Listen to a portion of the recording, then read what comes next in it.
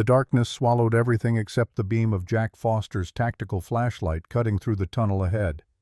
His boots splashed through puddle water, the sound masked by his own ragged breathing, and the echo of boots behind him, 4 sets, maybe 5, closing the distance with every stride.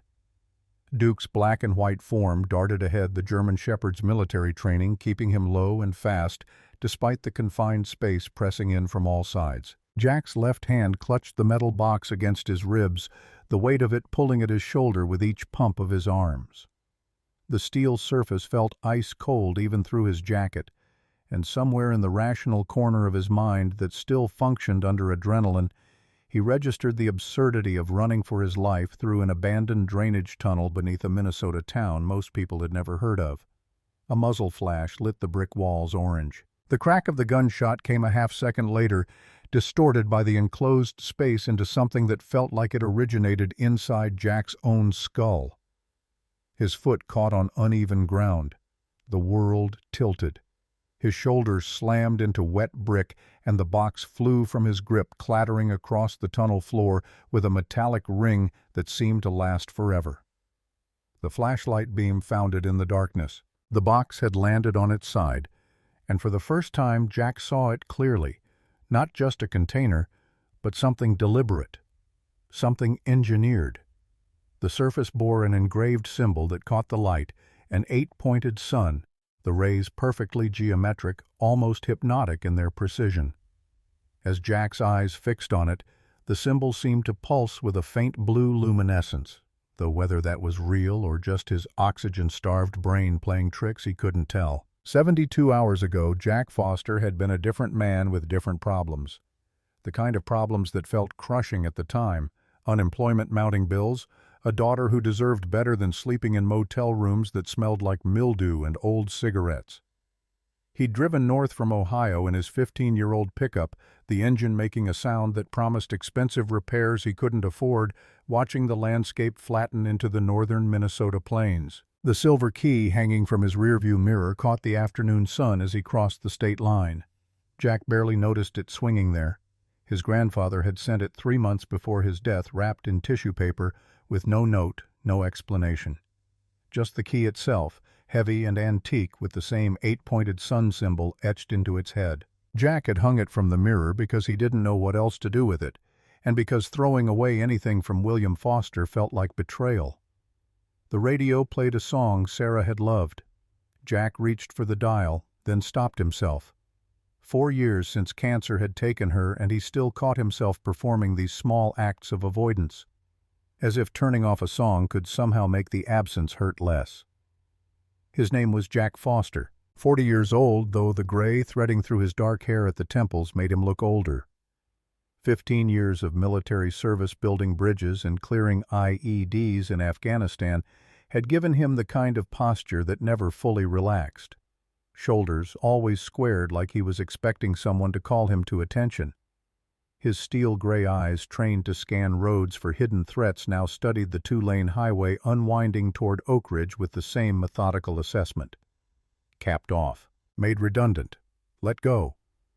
The defense contractor that had hired him 2 years ago had used all the polite euphemisms when they'd called him into the office 3 weeks back. The reality was simpler. Jack was unemployed in a job market that didn't care about bridge-building experience from a war most people wanted to forget. The severance package sat in his checking account, counting down like a timer on a bomb. 6 weeks of runway left before he'd have to make decisions he wasn't ready to face. The house in Ohio should have sold by now. Jack had listed it below market value, desperate for the cash to give Lily something resembling stability. But the market had frozen solid as winter ice, and the only offer that had come through fell apart when the buyer's financing collapsed. Every month the mortgage payment ate into his reserves, pushing him closer to the edge of a cliff he could see coming but couldn't avoid. His phone had rung on a Tuesday morning while he was helping Lily with her math homework, her small face scrunched in concentration over fraction problems that seemed designed to frustrate 8-year-olds. The lawyer's voice had been professionally sympathetic as he explained that William Foster had passed away in his sleep complications from the dementia that had been stealing him piece by piece for the past 3 years. The will was simple, everything to Jack. Not that there was much. William had outlived his savings and most of his possessions. The lawyer had paused before mentioning the store, as if expecting Jack to already know about it. Oak Ridge General, closed since the early 90s, had somehow remained in William's name all these years. The property taxes were current, paid automatically from an account the lawyer admitted he didn't fully understand the funding source for. The letter had arrived 2 days later, forwarded from William's care facility. The handwriting was shaky, but unmistakably his grandfather's. Value never lies on the surface. Jack, look deeper, always deeper. Below that, an address in Oak Ridge and a date, the day William had first been diagnosed with dementia. Jack had almost thrown the letter away, almost packed Lily into the truck and driven west instead of north toward someplace warm where starting over might feel less like admitting defeat. But Sarah's voice had echoed in his memory something she'd said during the last coherent conversation they'd had before the morphine made her more ghost than person. Your grandfather knew things, Jack. Important things. Don't let them die with him. The Oak Ridge town limits sign appeared around a curve, population 2,347 listed beneath the name in faded paint. Jack slowed the truck, taking in the main street that looked like it had been frozen in amber somewhere around 1985. A hardware store with a hand-painted sign.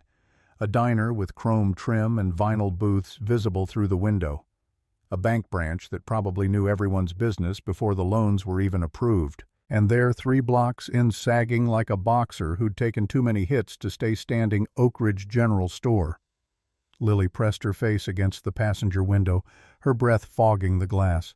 Her chestnut hair, so much like Sarah's it sometimes hurt to look at, fell across her face as she studied the building. Is this it, Dad? Is this Grandpa's store? Her voice carried that particular tone 8-year-olds used when they were trying not to sound disappointed. Jack killed the engine and sat for a moment, both hands still gripping the wheel. The building looked worse than he'd imagined. The wooden siding had weathered to gray, several windows were cracked or missing entirely, and the sign above the door hung from one chain, the other having rusted through and snapped at some point in the decades since anyone cared. Yeah, kiddo, this is it. Duke hopped down from the truck bed, immediately beginning his patrol of the perimeter with the methodical precision of a working dog who'd never forgotten his training.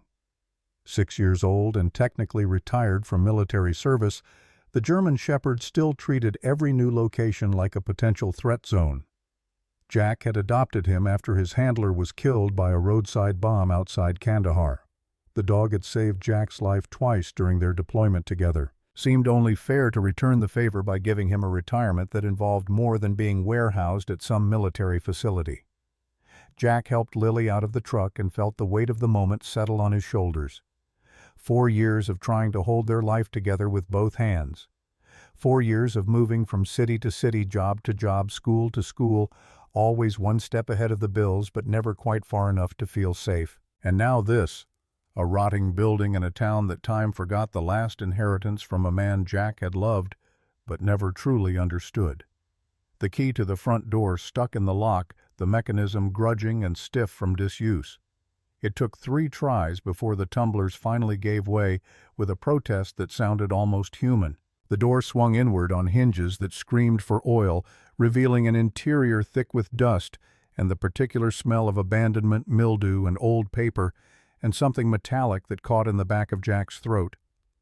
Lily slipped her hand into his, her grip tight. The gesture pulled at something in Jack's chest. She'd been so strong through everything, her mother's death, the moves, the new schools where she always started as the outsider. Sometimes Jack wondered if he was teaching her resilience or just showing her that nothing in life was permanent. It's like a treasure hunt, Dad, her whisper carried across the empty space. Jack swept his flashlight across the interior, the beam catching on empty shelves still lined with mason jars whose labels had faded to illegibility. A single light bulb hung from the ceiling, wrapped in cobwebs. The floorboards creaked under his weight, each step announcing their intrusion into this tomb of his grandfather's past life. Duke moved ahead, nose to the ground, working the space with the systematic approach of a bomb dog clearing a building. Jack watched him quarter the room, occasionally pausing to sniff more deeply at a particular spot before moving on. The dog had always been more perceptive than most people Jack knew. The counter where William had stood for decades occupied the back wall, the wood worn smooth by countless transactions. Jack ran his hand along its surface and felt the ghost of his grandfather's presence. Summer visits as a kid, sitting on this counter eating candy from jars William kept hidden underneath just for him. The old man's booming laugh, his stories about the town and the people who'd passed through this store like it was the center of their universe. A photograph hung crookedly on the wall behind the counter. Jack lifted it from its nail, wiping dust from the glass. William stood in the center of the frame, younger than Jack had ever known him, flanked by half a dozen townspeople dressed in the fashion of maybe the 1950s. But it was the figure at William's right that Jack's eyes kept returning to, a man in military uniform, the insignia marking him as Army, the posture suggesting someone comfortable with authority. Jack turned the frame over, looking for notation, but the back was blank. He set it on the counter, making a mental note to ask around town about who the military man might have been. Probably nothing important. Just another fragment of a past that felt increasingly remote from Jack's current reality.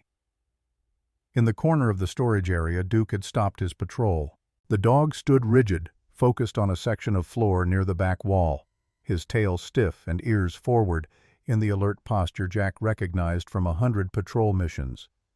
A low whine escaped the shepherd's throat. "What is it, boy?" Jack crossed to where Duke stood. At first glance, the floor looked no different from the rest, wide planks of oak, worn and dirty. But as Jack knelt and ran his hand across the surface, he felt it, a slight difference in texture. The wood here was cleaner, less dust accumulated in the cracks, and the planks themselves sat fractionally higher than the surrounding floor, as if they'd been removed and replaced more recently than the original construction. Duke pawed at the edge of one plank, his nails scratching against the wood with insistent urgency. Jack pulled out his pocket knife and worked the blade into the gap between boards. The wood resisted, then surrendered with a groan. The plank lifted away easily once he'd gotten leverage under it. Beneath the floorboards, instead of the crawl space or dirt floor Jack expected, was steel. A hatch maybe 3 feet across, military grade from the look of it, with a ring handle protruding from the center. And engraved into the metal, catching the light from Jack's flashlight, was the same 8-pointed sun symbol that decorated the key hanging in his truck. Jack's pulse kicked up a notch. 15 years of military engineering had taught him to recognize deliberate construction when he saw it. This wasn't some old root cellar or storm shelter built by a town shopkeeper. This was professional work, the kind of installation that required planning expertise and reasons that went beyond simple storage. He gripped the ring handle and pulled. For a moment, nothing happened. Then the hatch surrendered with a hiss of escaping air, the sound of a seal breaking after decades of remaining closed. Cool air flowed up from below, carrying the scent of earth and stone and old concrete. Jack pulled his tactical flashlight from his jacket, a habit from deployment he'd never broken, and shone it down into the opening. A spiral staircase descended into darkness, the steps steel rather than wood, the walls lined with brick that showed signs of careful mortar work. He couldn't see the bottom. "Stay here, Lily." His daughter's eyes were wide in the dim light, but she nodded. Jack had taught her to listen when he used that particular tone of voice. Some lessons from Afghanistan translated surprisingly well to fatherhood. Duke started down the stairs without waiting for permission. Jack followed, one hand on the rail, the other keeping his flashlight steady on the steps ahead. The temperature dropped with each step, the air growing denser. 20 feet down, 30. The walls closed in, then opened abruptly into a chamber that made Jack's breath catch. The space was huge, larger than the footprint of the store above. The flashlight beam swept across stacks of wooden crates stamped with faded military insignia. U.S. Army Signal Corps, 1918, read 1. Another bore markings Jack recognized from his own service supply chain codes and inventory numbers that had probably been classified when they were new. Shelves lined the walls, loaded with equipment Jack didn't recognize, radio components from decades past, coiled wire tools whose purposes weren't immediately clear. A workbench occupied one corner, the surface clean despite the dust that covered everything else, as if someone had maintained this space long after the store above had been abandoned. But it was the journals that drew Jack's attention. Dozens of them arranged on a shelf with the precision of someone who'd cared deeply about their organization. He pulled one down, the leather cover cracked but intact, and opened to a random page. The handwriting was William's. Jack would have recognized it anywhere, but the content made his skin prickle. March 12, 1942. 4 arrived under cover of night. Scientists fleeing Berlin.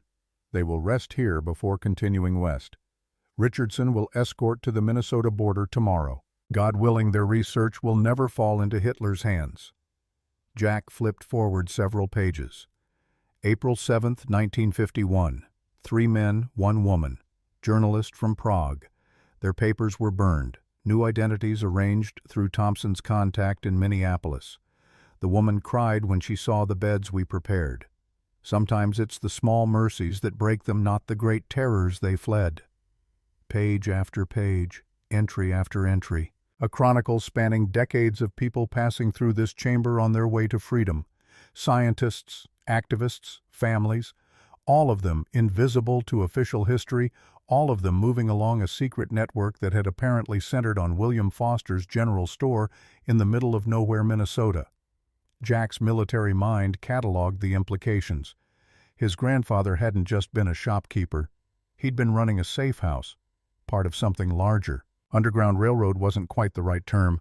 This was more sophisticated than that, more organized. The kind of operation that required connections, resources, and the ability to keep secrets that would get people killed if they surfaced. A sound from above froze Jack in place. Footsteps, heavy and deliberate, crossing the floor of the store. The rhythm was wrong too, measured, too careful. Not Lily. Duke's ears swiveled toward the noise, and a low growl rumbled in his throat. Jack killed the flashlight, plunging the chamber into absolute darkness. His hand found Duke's collar, keeping the dog silent and still. Above them, the footsteps continued their circuit of the store. Pause. Movement. Another pause. Someone was searching for something, or someone was searching for him. Jack waited in the darkness, counting his breaths, listening to the footsteps trace a pattern across the floor above. After what felt like an hour, but was probably closer to 5 minutes, the sounds retreated. A door closed.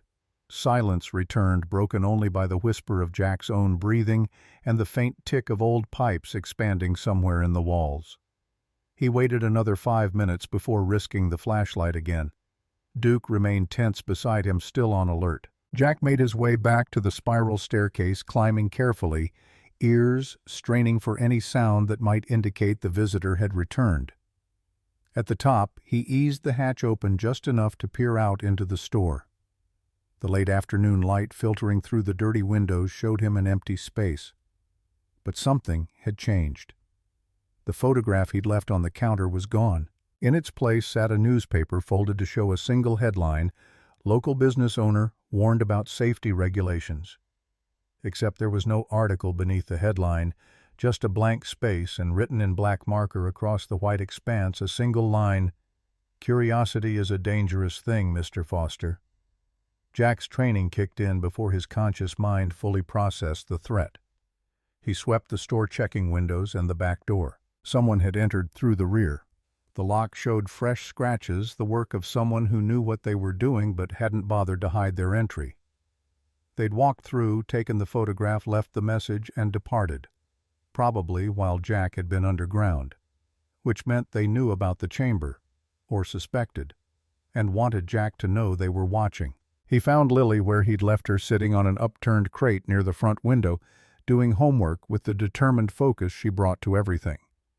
Duke positioned himself between her and the door, the dog's training overriding his loyalty to Jack when it came to protecting the smaller, more vulnerable member of their pack. Jack didn't tell her about the message. No point in scaring her more than necessary. Instead, he locked the store, carefully checking and rechecking the doors, then drove them to the Oak Ridge Motel, a single-story collection of rooms that probably looked exactly the same as they had in 1970. The clerk, a woman in her 60s with dyed red hair and readers hanging from a chain around her neck, took Jack's cash payment and handed over a key attached to a diamond-shaped piece of plastic with the room number stamped on it. The room smelled like industrial cleaner, trying to mask the scent of old tobacco. But it was clean enough, and the bed looked comfortable. Lily claimed the side nearest the window and immediately spread out her books and papers, creating a workspace that looked almost professional. Jack sat on the other bed and pulled out his phone. No messages, no missed calls. The silence felt heavy, a reminder that his support network was thin to non-existent. Most of his army buddies had scattered after discharge, pursuing lives and careers that didn't leave much room for staying in touch.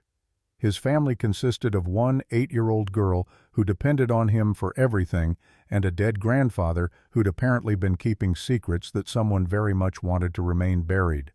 He Googled William Foster, Oak Ridge, Minnesota, and got exactly what he expected: nothing.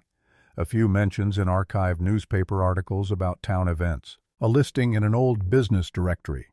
Nothing that hinted at the underground operation Jack had discovered beneath the store. Lily looked up from her homework pencil, tapping against her notebook in the particular rhythm that meant she was stuck on something. "Dad, can we stay here in Oak Ridge?" The question hit Jack sideways. They'd moved 3 times in 4 years, always chasing the next job opportunity, the next chance to build something stable. Lily had learned not to get too attached to places or people, had developed the particular resilience of military kids and the children of itinerant workers. For her to ask about staying anywhere suggested something Jack hadn't expected. "You like it here?" She shrugged, a gesture that tried for casual but didn't quite make it. Her eyes stayed on her homework, but Jack could read the tension in her shoulders. "The store is big. We could fix it up, maybe turn it into something." Her voice carried the weight of an 8-year-old trying to solve adult problems. Jack crossed to her bed and sat beside her, careful not to disturb the careful arrangement of school supplies. "What kind of something?" "A bookstore, maybe, with a section just for kids, and we could live upstairs so you wouldn't have to drive me to school, and Duke could have a whole store to patrol." She'd thought this through. Probably had been planning it since they'd first pulled up to the building. Jack felt something shift in his chest, pride and heartbreak in equal measure. His daughter was trying to fix their life with determination and optimism he wasn't sure he possessed anymore. "That's a good idea, Lil. A really good idea." He didn't mention the threats, didn't talk about the underground chamber or the message someone had left, didn't explain that accepting her idea meant committing to something he wasn't sure he could deliver on. Instead, he helped her finish her math homework, ordered pizza from the one place in town that delivered, and watched her fall asleep with a contentment he hadn't seen in her face in months. After she was asleep, Jack sat at the small table by the window and opened his laptop. The glow of the screen seemed too bright in the darkness. He pulled up his bank account and did the math he'd been avoiding. 6 weeks of runway at their current burn rate. Less if he started putting money into the store. The house in Ohio might sell eventually, but eventually didn't pay for food or keep Lily in clothes that fit. The responsible thing would be to sell the store, take whatever Bennett was offering and use it to move somewhere with better job prospects. Get Lily enrolled in a school where she could make friends and actually stay long enough to keep them. Build the kind of stable life Sarah had wanted for their daughter. But Sarah had also said, "Your grandfather knew things, Jack, important things." And someone was very interested in making sure whatever William had known stayed buried. Jack closed the laptop and sat in the darkness, listening to Lily's steady breathing and Duke's occasional shifts on the floor beside her bed. Through the thin motel window he could see the lights of Oak Ridge's main street, sparse and yellowing in the night. Beyond them, somewhere in the darkness, sat the store with its underground secrets and the questions Jack couldn't quite shake. 15 years of clearing IEDs had taught him that curiosity could kill you just as dead as carelessness, but it had also taught him that some things needed to be uncovered no matter how dangerous the process. Leaving a bomb buried just meant it would explode later, probably when you weren't ready for it. The next morning brought cold rain and the kind of gray sky that made northern Minnesota feel like the edge of the world. Jack dropped Lily at Oak Ridge Elementary, watching her disappear into the building with her backpack slung over both shoulders and her chin up in a way that reminded him painfully of Sarah facing down a difficult diagnosis. The school secretary had been efficient and kind during registration, the kind of professional warmth that suggested she'd seen plenty of families pass through and knew better than to ask too many questions about their circumstances. Jack drove back to the store with Duke riding shotgun, the shepherd's attention fixed on the passing scenery with the intense focus of a dog who took his responsibilities seriously. The rain had turned the main street into something from a film noir, all wet pavement, and reflections of neon signs advertising businesses that probably should have closed decades ago. Inside the store, Jack began the work of actually assessing what he had. The structure itself was surprisingly sound. The roof leaked in a few places, but the bones were good. The electrical system was old but functional. The plumbing worked mostly. With work and investment he didn't have. The building could be salvaged. Duke had other priorities. The shepherd went straight to the corner where they'd found the hatch sitting beside it with the expectant posture of a dog who knew his job and was waiting for the humans to catch up. Jack pulled up the floorboards again, revealing the steel hatch with its sun symbol gleaming dully in the morning light. This time he came prepared. A better flashlight. A camera to document what he found. A notebook to take notes.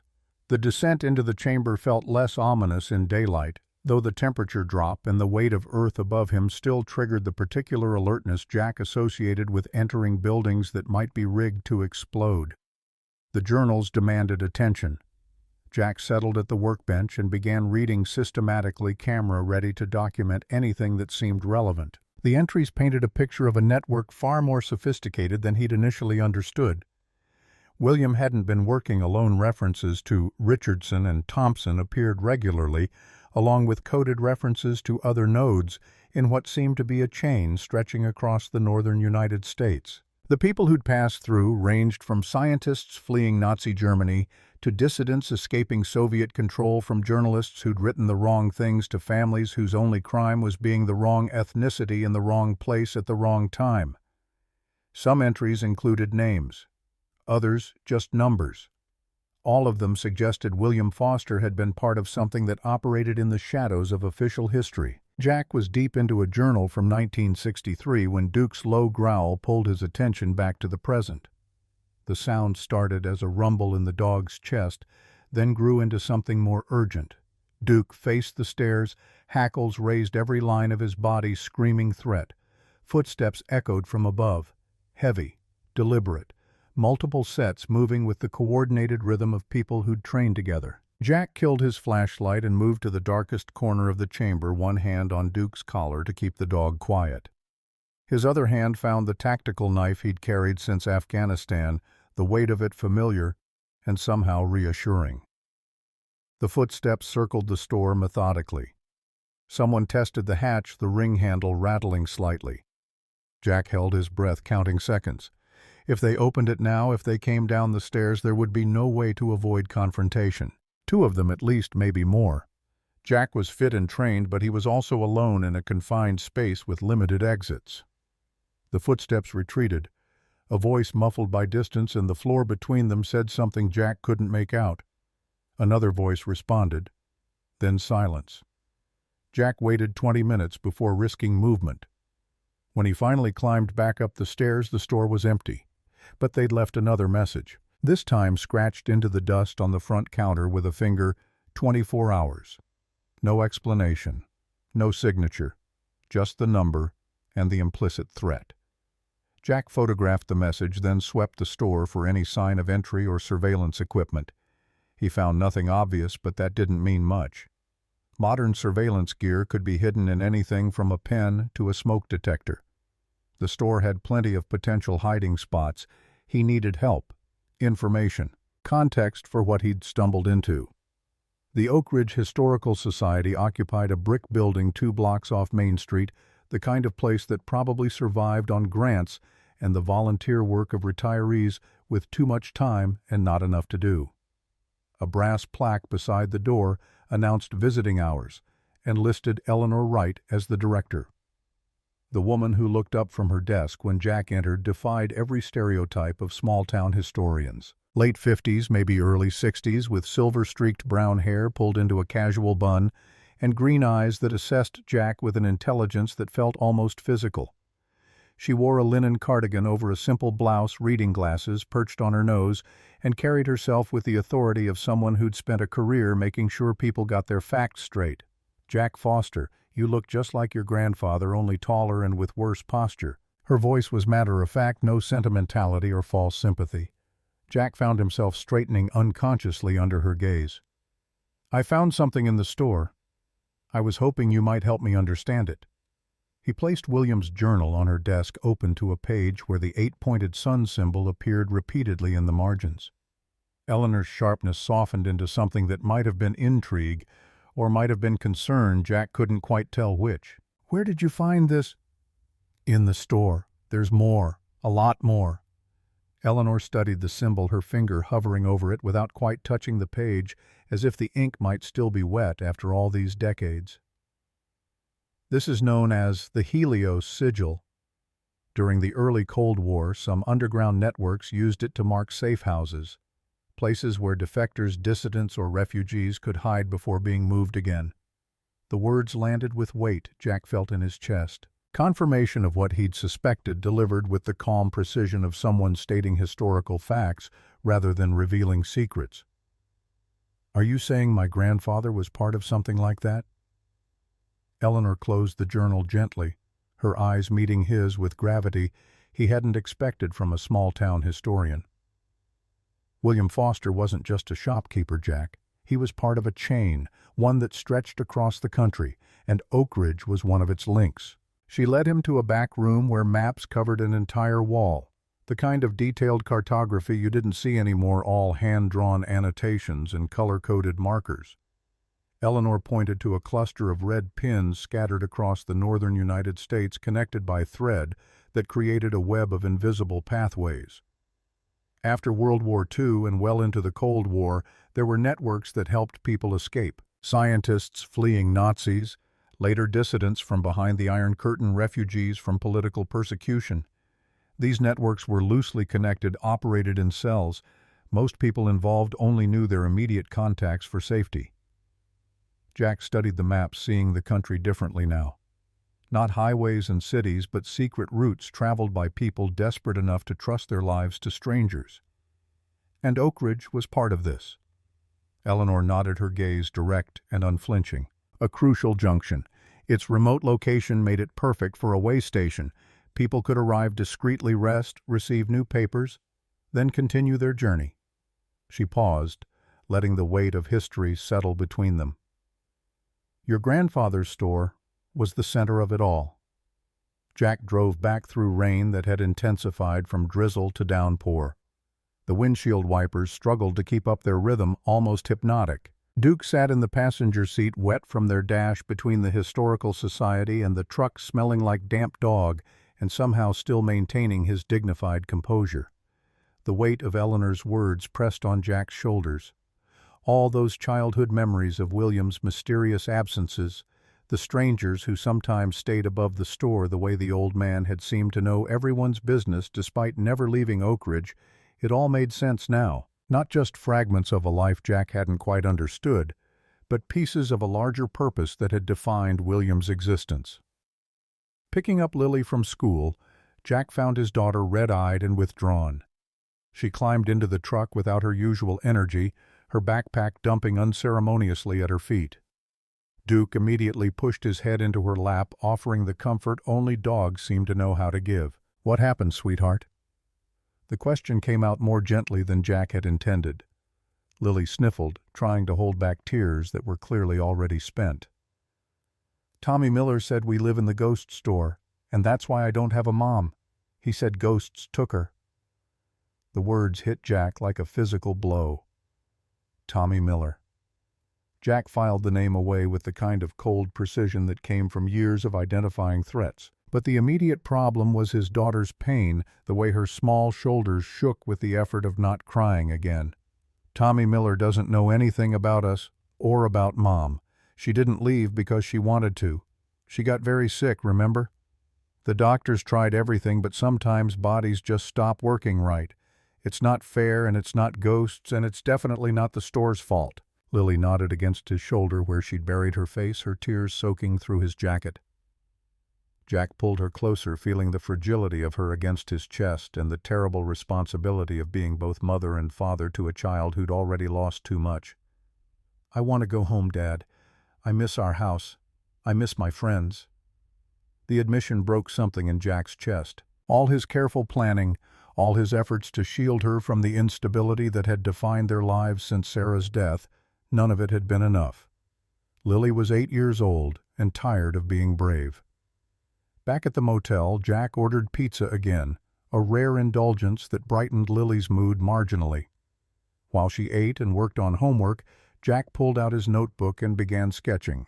Not detailed plans, just rough ideas of what the store could become. A bookstore like Lily had suggested, with a kids section in the front, where natural light from the windows could make reading feel like an adventure.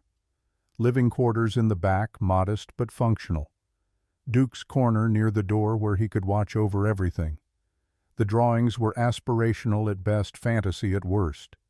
Jack's savings were bleeding out faster than he wanted to admit. The house in Ohio remained stubbornly unsold, and someone very powerful wanted him to walk away from the store and whatever secrets it contained. But Lily leaned over his shoulder looking at the sketches, and her face lit up with something Jack hadn't seen in weeks. Hope. The particular kind of hope children have before life teaches them to be realistic about their expectations. "Dad, we could have beanbags, and a storytime corner, maybe even a little stage for plays." Jack's heart swelled and broke simultaneously. She'd been thinking about this, planning it out with the seriousness of someone who desperately wanted to believe in a future that didn't involve motel rooms and new schools every few months. "It's perfect, Lil. Absolutely perfect." After tucking her in, Jack sat alone in the darkness and read the last entry in William's journal. The handwriting was shakier than in earlier pages, the letters sometimes trailing off or doubling back on themselves, evidence of the cognitive decline that would eventually steal his grandfather completely. "The burden passes now to Jack. I have arranged all the pieces left, all the clues. He has the strength to carry this weight, the wisdom to understand why it must remain hidden. Forgiveness comes not from burying our mistakes, but from ensuring they are never repeated. The sun that gives life can also destroy it. Remember this, Jack, when the time comes to decide." Jack closed the journal and sat with those words until they felt like a physical weight pressing down on his shoulders. His grandfather had left him more than a building.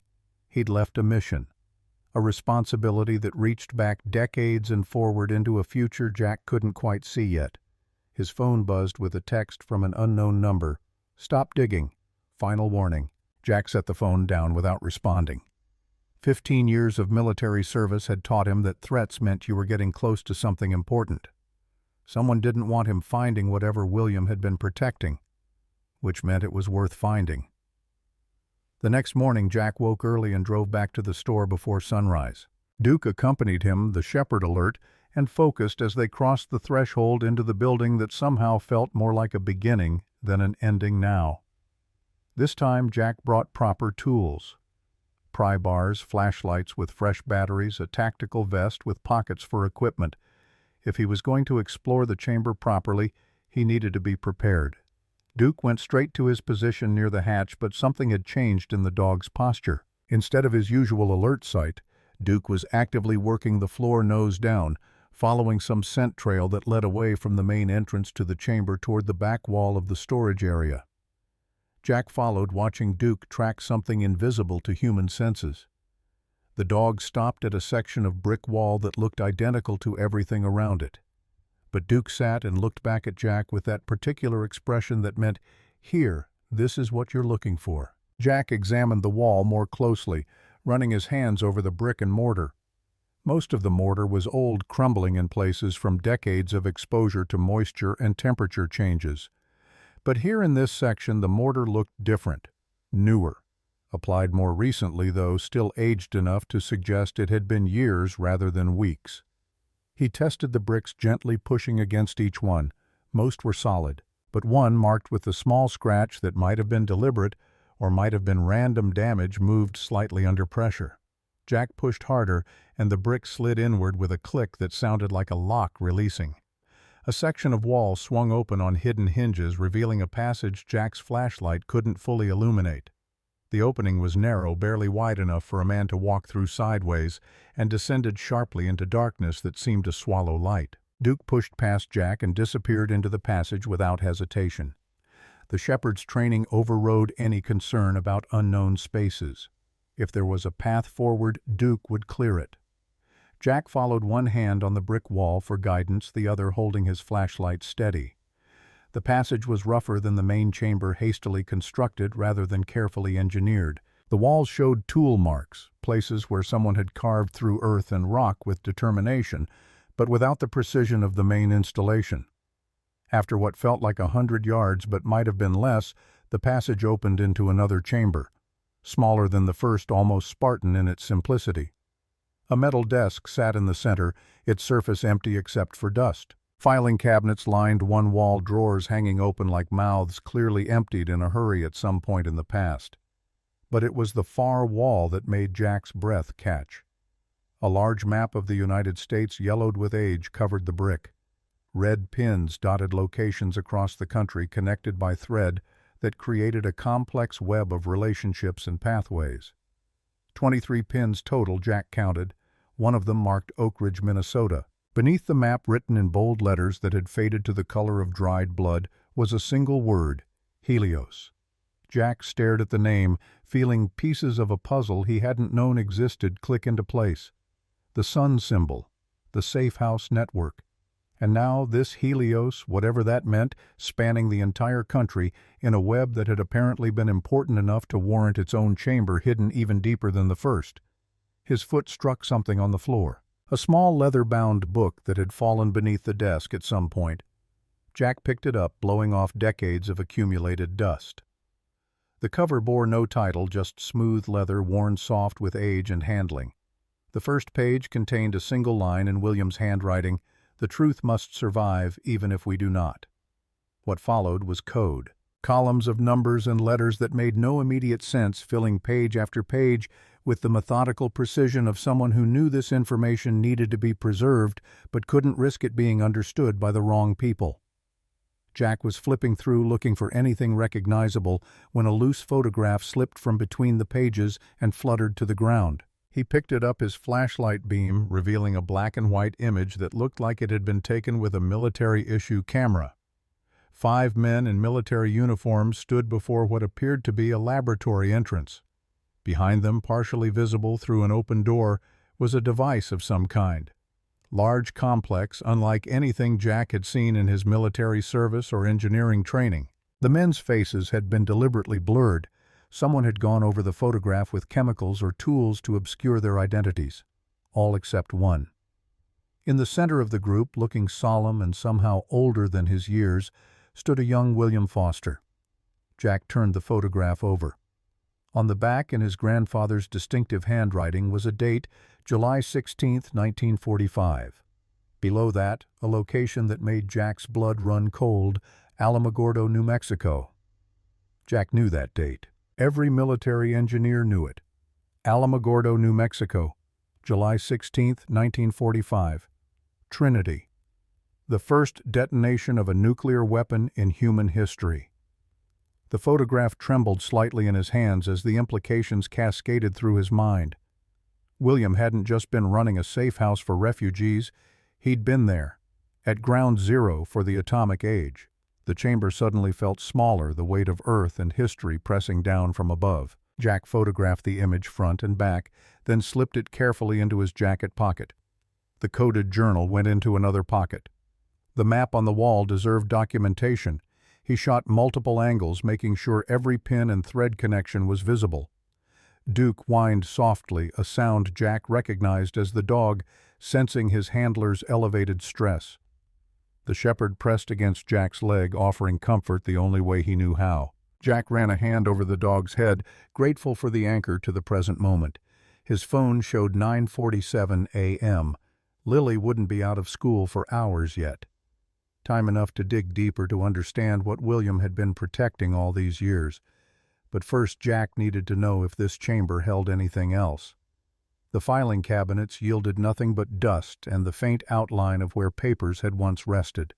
Whoever had emptied them had been thorough. The desk drawers were similarly bare. But the construction of the space itself told a story. This chamber had been sealed off deliberately, hidden even from those who knew about the main safe house operation. Jack examined the walls more carefully, running his hands over brick and mortar, looking for more hidden compartments or passages. Nothing revealed itself. The chamber appeared to be exactly what it seemed, a records room stripped of its contents, with only the map and the abandoned journal as evidence of what it had once contained. He climbed back through the narrow passage to the main chamber, Duke following close behind. The journals on the shelf called to him. If William had been at Trinity, if he'd been part of the Manhattan Project, there had to be more evidence somewhere in these pages. Jack pulled down journals, systematically scanning entries for any reference to 1945 to New Mexico, to anything that might connect to the photograph. Most entries focused on the safe house operations, names, dates, destinations. The work of a man committed to saving lives, one refugee at a time. Then in a journal from 1944, he found it. The handwriting was rushed, the ink occasionally smeared as if William had been writing quickly under stress. Received orders today, 2-year assignment, classified location. Eleanor says she understands, but I can see the fear in her eyes. The war effort needs electricians who can work with sensitive equipment. They didn't say more, but a man can read between lines. Whatever they're building in the desert, it's going to change everything. Eleanor. William had been married. Jack had never known his grandmother. She'd died before he was born, and William had never remarried. The name triggered something in Jack's memory. Eleanor Wright, the historian. Same name, but surely a coincidence. The next entries were sparse, separated by months. When William wrote again, his tone had shifted. The work here is beyond anything I imagined. The physicists talk in languages I barely understand, but I see their faces when they calculate what we're building. Some of them look like men watching their own souls burn. I wire the systems they design, and I pray we never have to use what we're creating. Jack flipped forward, looking for the Trinity test date. William's entry from July 17, 1945, the day after, was just 2 sentences. "We have become death, the destroyer of worlds. God forgive us for what we have unleashed." The words hung in the air of the chamber, an epitaph for innocence lost. Jack photographed the page, his hands steadier now that he understood the scope of what he was uncovering. His grandfather hadn't just witnessed history. He'd helped build it, and judging by his words, he'd carried the weight of that participation for the rest of his life. Jack's phone buzzed, shattering his concentration. A photo message from an unknown number. The image showed Lily asleep in her bed at the motel, taken from inside the room. The angle suggested someone had been standing right next to where Jack had slept, close enough to touch them both. The timestamp read 2:47 a.m., 5 hours ago, while Jack and Lily had been sleeping. The follow-up text came through as Jack stared at the image. "Stop digging. This is the final warning." Jack's vision narrowed, his breath coming faster. They'd been in the room, while he slept, while Lily slept, close enough to photograph them, close enough to do worse.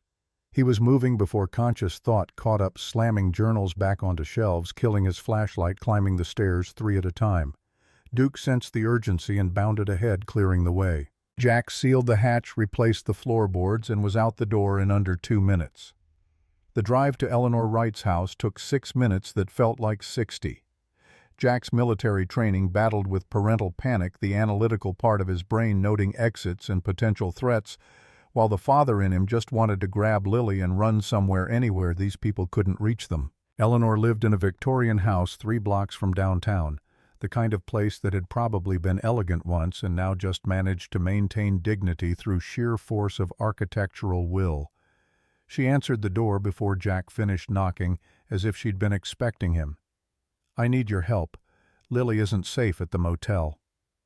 Eleanor stepped aside without hesitation, gesturing him into a living room crowded with books and the accumulated debris of a life spent studying history. A laptop sat open on a coffee table, surrounded by notepads covered in Eleanor's precise handwriting.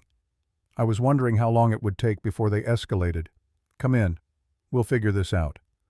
Jack showed her the photograph, watching her face tighten with anger that seemed deeply personal. She studied the image for a long moment before speaking. Maxwell Bennett's people. They've been watching the store since William died. Probably hoped the property would go to the state or that you'd sell without investigating. This is their way of encouraging cooperation. The casual way she delivered the information suggested knowledge that went beyond historical research. Jack filed that observation away for later examination. You knew my grandfather, not just as a historian studying his work. You knew him. Eleanor met his eyes with a directness that confirmed his guess before she spoke. Eleanor Foster Wright. I took back my maiden name after he passed. William was my husband for 47 years. And yes, before you ask, I've known about the safe house operation since the beginning. I helped run it.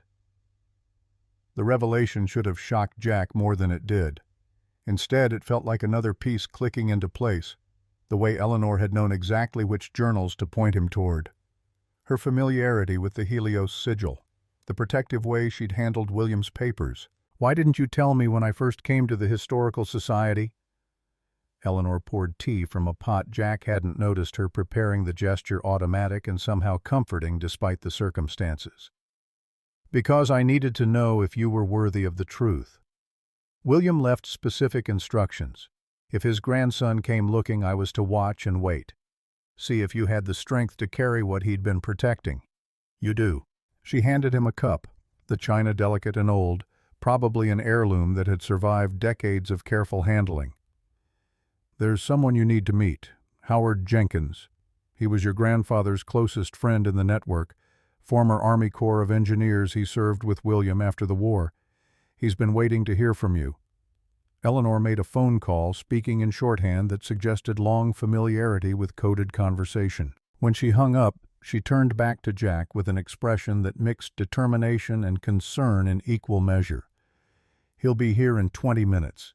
In the meantime, I'm calling the school to have Lily brought here. She can stay with me while you and Howard work.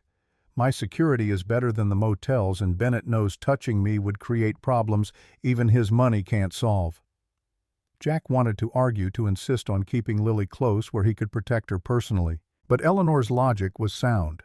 The motel was compromised, the store was under surveillance, and Jack needed mobility to figure out what was happening. Mobility he wouldn't have with an 8-year-old in tow. Thank you. I'll go get her myself. I'm not trusting anyone else right now. Eleanor nodded, understanding implicit in the gesture. Smart. I'll have Howard wait. But Jack, you need to know what you're getting into. Project Helios wasn't just a code name, it was real. And the people who want what William was hiding will do more than take photographs when they realize you're getting close. The elementary school secretary was the same efficient woman who'd helped with enrollment. She barely blinked when Jack arrived during school hours asking to withdraw Lily for a family emergency. 5 minutes later, Lily emerged from her classroom with her backpack and a confused expression that melted into relief when she saw her father. Dad, what's wrong? Jack knelt to her level, keeping his voice calm despite the adrenaline still coursing through his system. Nothing's wrong, sweetheart, but I need you to stay with someone while I work on the store. Remember Ms. Wright from the Historical Society? She was Grandpa William's wife. Your step-grandmother, I guess. Lily's eyes widened with the particular excitement children get when discovering new relatives they didn't know they had. Really? Can we visit her? More than visit. You're going to stay with her for a bit. She has a house full of books and probably better snacks than the motel. The drive back to Eleanor's house passed in a blur of Lily's questions about this newly discovered grandmother figure. Jack answered what he could, his eyes constantly checking the rearview mirror for tails. No one followed them, or at least no one obvious enough for Jack to spot. Eleanor met them at the door with the kind of warmth that seemed to come naturally to her, immediately engaging Lily in conversation about books and school and everything except the danger that had brought them together. Jack watched his daughter's face brighten under the attention, saw her shoulders relax in a way they hadn't since Sarah's death. A truck pulled up outside as Jack was preparing to leave. A man in his mid-60s climbed out, moving with the careful precision of someone whose joints reminded him daily of decades of hard physical labor. His dark skin showed evidence of a lifetime spent outdoors. his beard trimmed silver-white against his jaw, and his eyes carried the particular assessment of former military evaluating new terrain. Howard Jenkins extended a hand that had clearly built things with it, the calluses thick and permanent. "Jack Foster, you've got your grandfather's eyes, and his habit of finding trouble that needs solving." His voice was a low rumble that filled space without seeming loud. The kind of voice that had probably given orders on construction sites and been obeyed without question. Eleanor ushered them into her study, a room that looked like a war room from a historical documentary. Maps covered one wall. Not just the network map Jack had seen at the Historical Society, but detailed topographical surveys of Oak Ridge and the surrounding area. Photographs were pinned to a corkboard, some recent, some clearly decades old. And on the desk, open to a marked page, sat a journal Jack recognized as William's. "My grandmother passed through here in '51. Howard began without preamble, settling into a chair that creaked under his weight. Czech journalist. Would have been arrested if she'd stayed in Prague. William got her papers, kept her safe until she could reach Canada. She never forgot. On her deathbed, she asked me to check on William someday, make sure he was okay."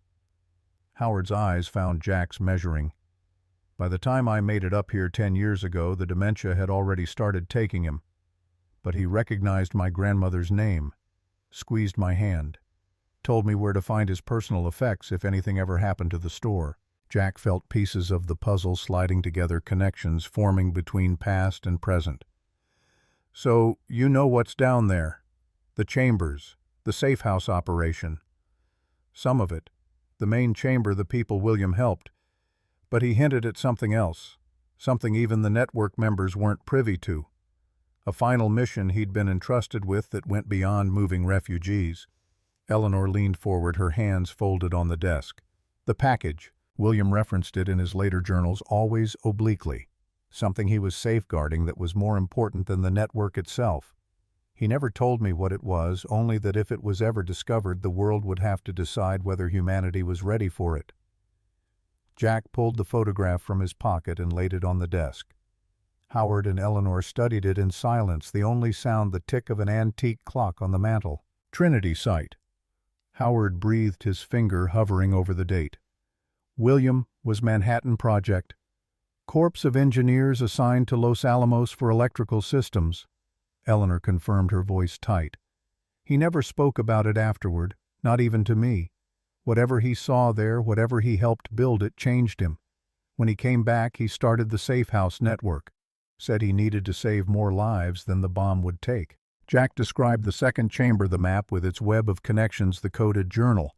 As he spoke, Howard's expression grew increasingly grave. "That's not just a network diagram. Those 23 locations, I recognize some of them. Places where sensitive research was conducted during and after the war. Los Alamos, Oak Ridge, Hanford. Others I don't know, but if the pattern holds..." Howard trailed off, pulling out his phone and snapping photos of the description Jack had given. His fingers moved across the screen with surprising dexterity for a man who looked like he'd spent his life working with hammers and saws. If William was tracking these locations, connecting them through the network, he wasn't just moving people. He was managing information, keeping track of something that spanned the entire secret infrastructure of America's nuclear program. Eleanor's face had gone pale, her usual composed demeanor cracking slightly. "Project Helios. That's what he called it in his sleep sometimes near the end, when the dementia made him forget to keep secrets. He'd wake up crying, saying the sun was going to burn everything." The room fell silent except for the clock's relentless ticking. Jack felt the weight of history pressing down 3 generations of Fosters connected by secrets that refused to stay buried. "We need to see that second chamber." Howard decided, his voice carrying the authority of someone used to making calls on construction sites where hesitation could kill. "Tonight, before Bennett's people realize how close you're getting." Eleanor shook her head, her historian's caution overriding the impulse to immediate action. "Too risky. They're watching the store. Jack's already triggered their surveillance twice. A third visit in the same day will bring them down on us before we're ready." Jack's phone buzzed. A text from the motel. Your belongings have been moved to storage. Room no longer available. He showed the message to Howard and Eleanor. The older man's jaw tightened, but Eleanor just nodded as if confirming something she'd expected. Bennett's cutting off your retreat options, forcing you to either sell or dig in. He's done this before to the Martin family when they owned the property adjacent to the store to old Mrs. Chen when she wouldn't sell her restaurant. He applies pressure until people break or leave. What happened to the Martins? To Mrs. Chen? Eleanor's expression answered before her words did. The Martins left town after their daughter had an accident at school. Probably legitimate, but the timing was convenient. Mrs. Chen held out for 3 years, then sold for a fraction of what her property was worth after the health inspector found violations she swears were fabricated. Jack thought of Lily at school, of Tommy Miller's cruel words about ghosts. Bennett was already working to isolate them to make staying in Oak Ridge untenable. The classic pattern of an enemy trying to win without direct confrontation: apply enough pressure, create enough fear, and let the target eliminate themselves. I'm not leaving, and I'm not selling. Whatever William was protecting, Bennett wants it badly enough to threaten children. That tells me 2 things: it's valuable and it's dangerous, which means we need to find it before he does. Howard's approving nod suggested Jack had passed some test. The older man stood his movements deliberate despite his age. Then we plan properly. Eleanor, you have those old maps of the town's underground infrastructure. She pulled a rolled set of blueprints from a drawer, spreading them across the desk. The paper was yellowed and brittle, the ink faded but still legible. The drawings showed a network of tunnels far more extensive than Jack had imagined: storm drains, utility passages, and what looked like Cold War-era civil defense shelters, all connecting beneath Oak Ridge in a web that mirrored the safe house network on Eleanor's wall. These were supposed to be sealed in the 70s. Eleanor explained her finger-tracing routes between key locations. But William told me they kept several passages open. Emergency exits for the safe house in case things went wrong. This one here. She pointed to a line that connected the store to the old church, was how they moved people when the weather was bad or surveillance was high. Jack studied the maps, his engineering background allowing him to visualize the 3-dimensional space the 2-dimensional drawings represented. The tunnels formed a grid that centered on the store but extended throughout the old downtown. Access points appeared to exist at regular intervals, though how many remained functional was anyone's guess. If we're going back tonight, we need to assume we're being watched at every surface entrance, Jack observed, thinking through the tactical implications. But if these tunnels are still accessible, we could approach from a different vector. Come up inside the store from below rather than going in through the doors. Howard grinned, the expression transforming his weathered face. Now you're thinking like Corps of Engineers. Your grandfather would be proud. They spent the next 3 hours planning with the precision of a military operation. Entry through the old church basement, which had supposedly been locked for years, but which Howard had keys to, a legacy of his grandmother's relationship with William. Movement through the utility tunnels using routes Eleanor had mapped from William's notes. Emergence in the store's basement, timing calculated to coincide with the changing of what they assumed was Bennett's surveillance schedule. Lily appeared at one point, seeking Eleanor's attention about something she'd read in a book. Eleanor excused herself, leaving Jack and Howard alone with the maps. Your daughter's sharp. Howard observed his eyes following Lily as she retreated with Eleanor into the living room. Reminds me of my granddaughter at that age, too smart for her own good, asks questions that make adults uncomfortable. Jack managed a tired smile. She's been through too much already. Lost her mother, bounced between cities and schools. I keep thinking if I can just give her stability, a place to put down roots, she'll get to be a kid again instead of having to be so damn brave all the time. Howard's hand settled on Jack's shoulder, heavy and warm. The bravery doesn't go away when life gets easier, son. It just gets used for different things. Your girl is learning lessons most people don't figure out until they're 40. That's not a burden you gave her, that's a gift, even if it doesn't feel like one yet. The words landed with unexpected weight. Jack had spent 4 years feeling like he was failing Lily, unable to provide the stability Sarah would have given her. Howard's reframing didn't erase that guilt, but it offered a different perspective, one Jack hadn't considered. Eleanor returned with Lily, who carried a plate of cookies and wore an expression of deep satisfaction at having been allowed to help with the baking. Jack pulled his daughter close, breathing in the scent of her shampoo and the sweetness of cookie dough on her fingers. "You good here with Eleanor?" Lily nodded enthusiastically, already pulling away to show him a book Eleanor had promised to let her read. "She has first editions, Dad, and she said I could help organize her card catalog if I wanted." The simple joy in her voice made Jack's chest tight. This was what normal looked like, a child excited about books and card catalogs instead of worried about where they'd sleep next or what school they'd attend. Eleanor caught his eye over Lily's head, and something passed between them. An understanding, a commitment to protecting this moment of peace for as long as possible. At 11:30 p.m., Jack and Howard stood in the basement of Oak Ridge Community Church, staring at a metal grate that supposedly opened into the town's utility tunnel system. The church had been closed for evening services hours ago, and the building sat dark and silent around them. Howard produced a pry bar from his toolkit, a collection of tools that suggested a man prepared for almost any situation. The grate resisted briefly before surrendering with a screech of protesting metal that seemed impossibly loud in the confined space. Below the grate, a ladder descended into darkness. Jack went first, Howard following after, both men moving with the careful precision of people who knew tunnel collapses and structural failures were real possibilities.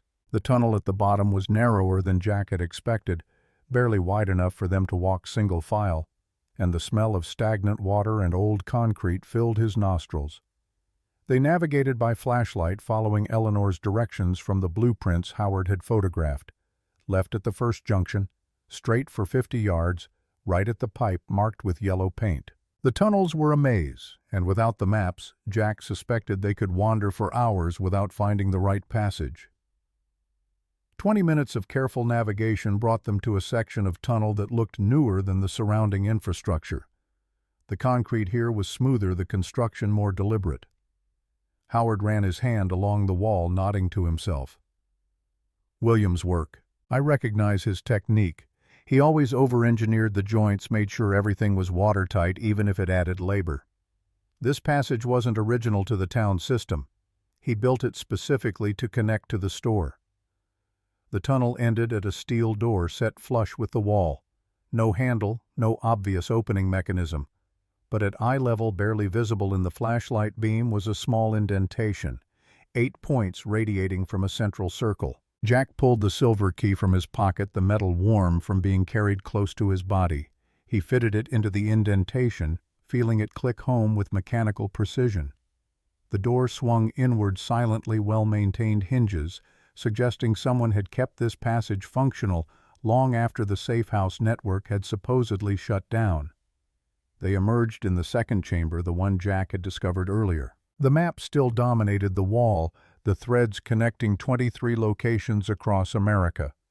Howard played his flashlight across it, his breath catching as he took in the scope of what William had been tracking. My God, he wasn't just documenting the network.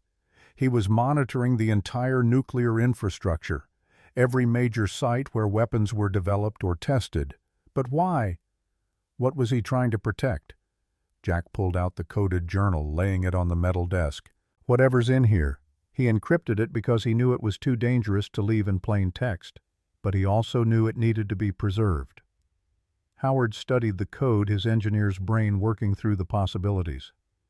This isn't military encryption. Too simple for that. It's probably a book cipher or something similar. You need a key text to decode it. William would have assumed the right person would know what book to use. Jack thought of the shelves in the main chamber, the journals documenting decades of safe house operations. Somewhere in those pages might be the key, but finding it would take time they didn't have. Not with Bennett's surveillance tightening and threats escalating.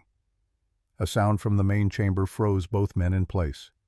Footsteps, multiple sets, moving with purpose through the space above their heads.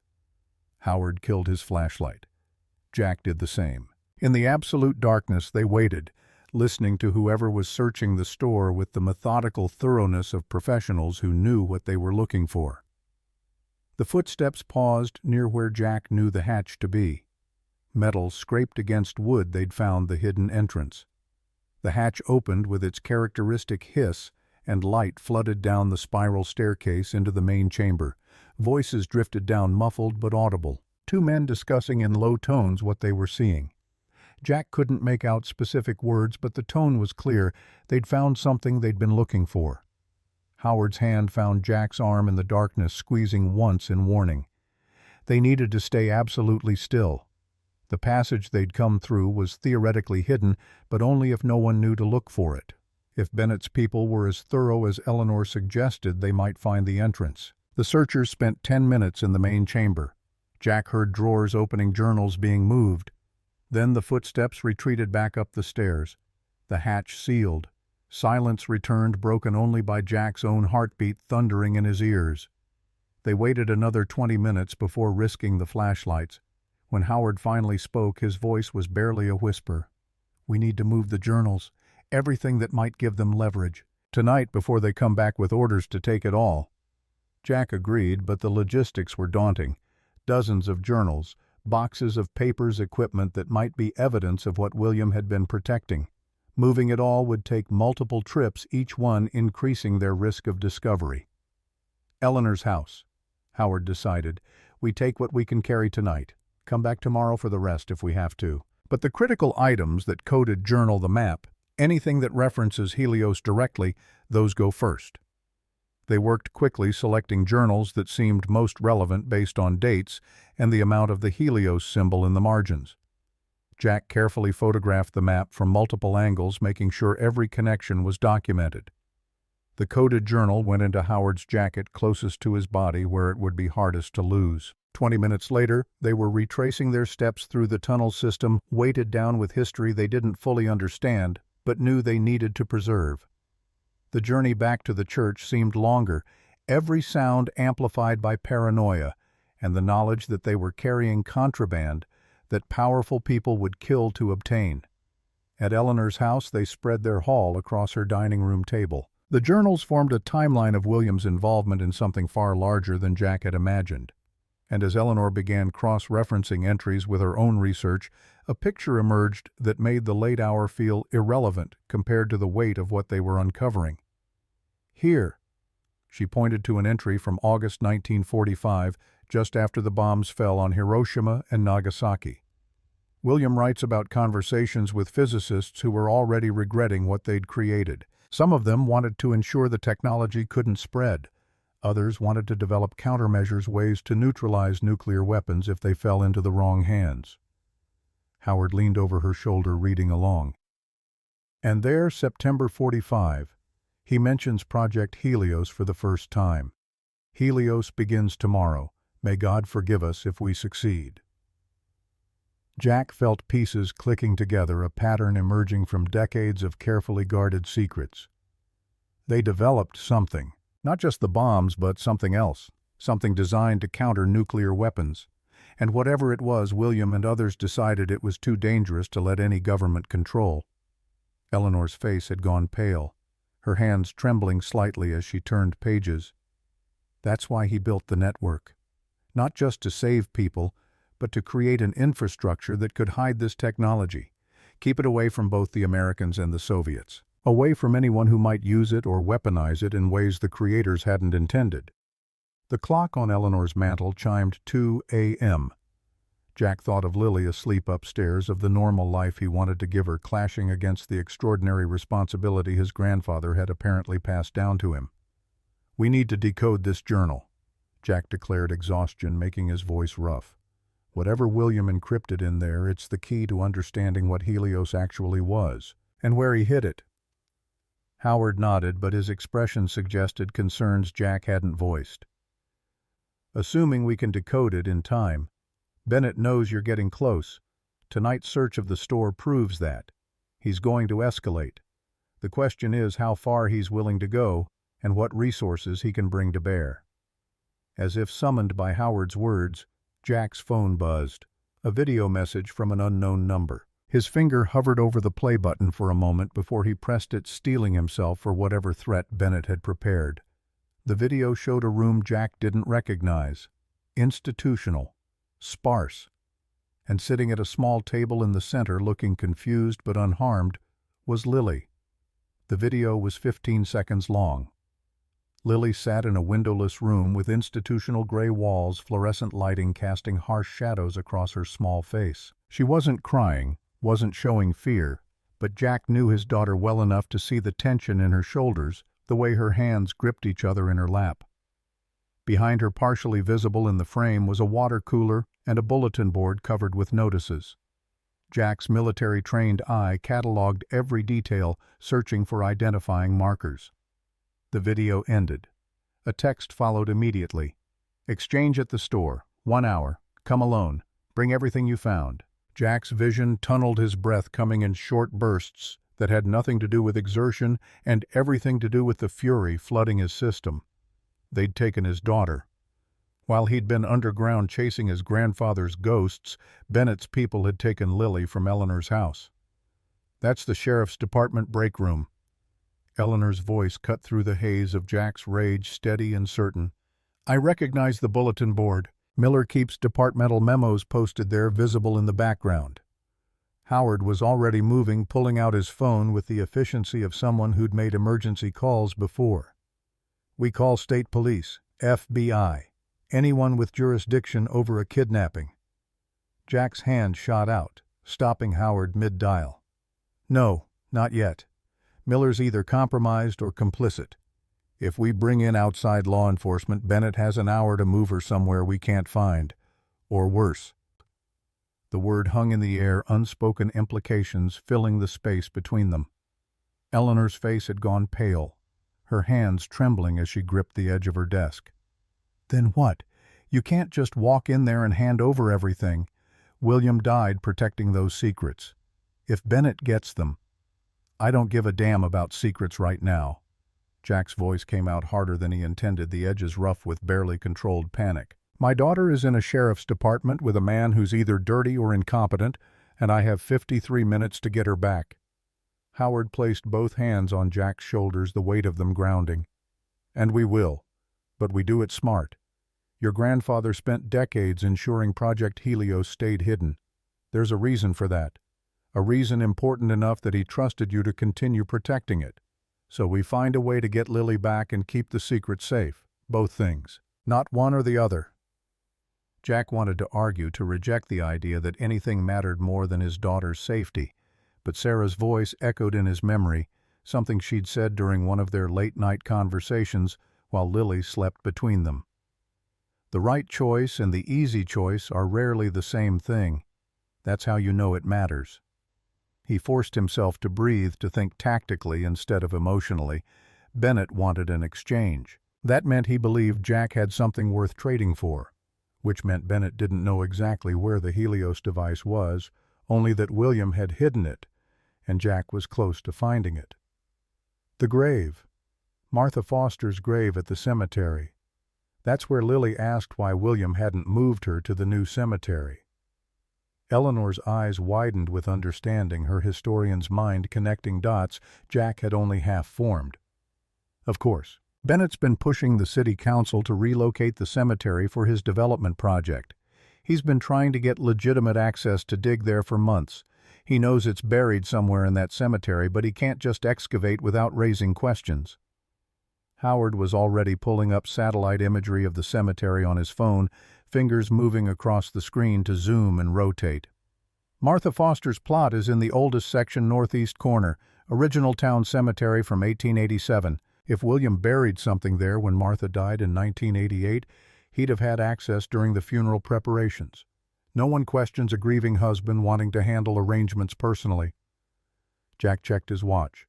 47 minutes. They needed tools, transportation, and a plan that didn't end with him handing Bennett the keys to a technology that had terrified its own creators badly enough to hide it for 80 years. Eleanor moved to a cabinet, pulling out items that suggested she'd been preparing for this moment longer than Jack had been aware of the problem. Compact shovels, heavy-duty flashlights, a first aid kit that looked more appropriate for a combat zone than a historical society office. "Vernon Price is on his way. I called him when the video came through. He's been investigating Bennett's business practices for 3 years, waiting for enough evidence to publish something the man's lawyers can't bury. This gives him that evidence. Jack processed the information pieces of a strategy forming in his mind. Bennett expected capitulation, expected Jack to choose Lily over everything else because that's what any father would do. But Bennett had miscalculated. He'd given Jack motivation not to surrender but to win so decisively that Bennett could never threaten anyone again. "We're not making an exchange. We're making a broadcast." Howard's grim smile suggested he'd reached the same conclusion. Go public. Full disclosure. Every news outlet, every academic institution, every historical society in the country. Once it's public knowledge, there's no leverage in holding Lily. Nothing to gain by keeping secrets that everyone already knows. A knock at the door announced Vernon Price's arrival. The journalist was younger than Jack expected, maybe mid-30s, with the perpetually caffeinated energy of someone who lived on coffee and righteous anger. He carried a messenger bag that bulged with equipment. "Tell me you have something I can actually publish this time, Eleanor. Bennett's lawyers have killed my last 3 exposés before they even made it to the editor's desk." Jack showed him the video, the texts, the photographs he'd taken of William's journals, and the Trinity photograph. Vernon's expression shifted from professional interest to genuine shock as he processed what he was seeing. "Project Helios. I've heard rumors, conspiracy theories about weapons programs that got shelved or hidden, but nothing substantiated. If this is real, it's real." Jack cut him off, not having time for journalistic skepticism. "And we're going to prove it tonight. But first we need to retrieve what William buried."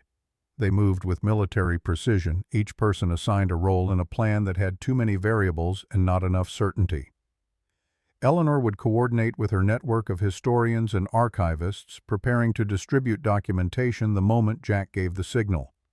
Vernon would handle media contacts, setting up simultaneous releases to every major outlet. Howard would provide security and expertise at the cemetery excavation.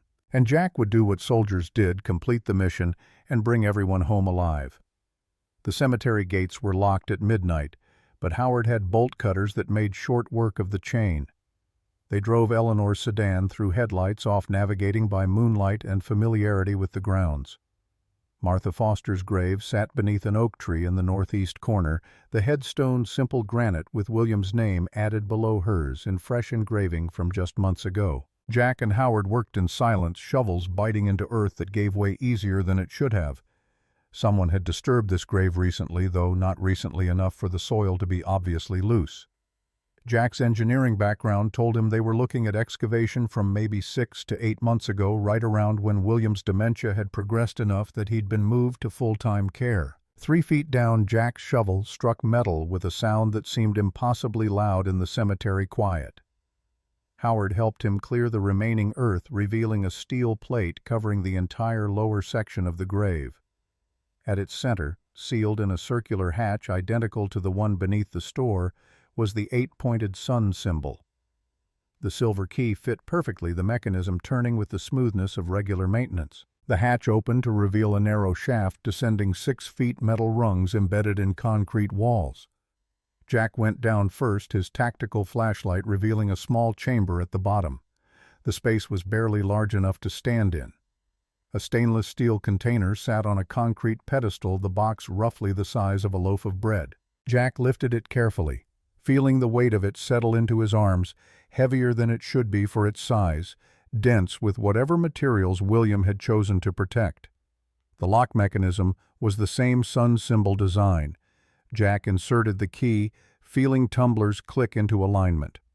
The container opened to reveal a device that looked like nothing Jack had ever seen in his military service or engineering training. A metallic disc, maybe 8 inches in diameter and 3 inches thick, with a crystalline center visible through a small viewport. The surface bore no markings except for the sun symbol etched into one side. Beside the device lay a sealed envelope marked "For Jack" in William's handwriting, and a leather-bound journal smaller than the others Jack had seen. Howard's voice drifted down from above, tense and urgent. "Company, 2 vehicles approaching from the north entrance." Jack grabbed the container and climbed quickly, Howard hauling him up the last few feet. Headlights swept across the cemetery as two black SUVs rolled through the open gates. They had maybe 30 seconds before the vehicles reached Martha's grave. "The church. We can make it through the tunnel system." They ran, Howard leading with the confidence of someone who'd mapped these routes in his mind.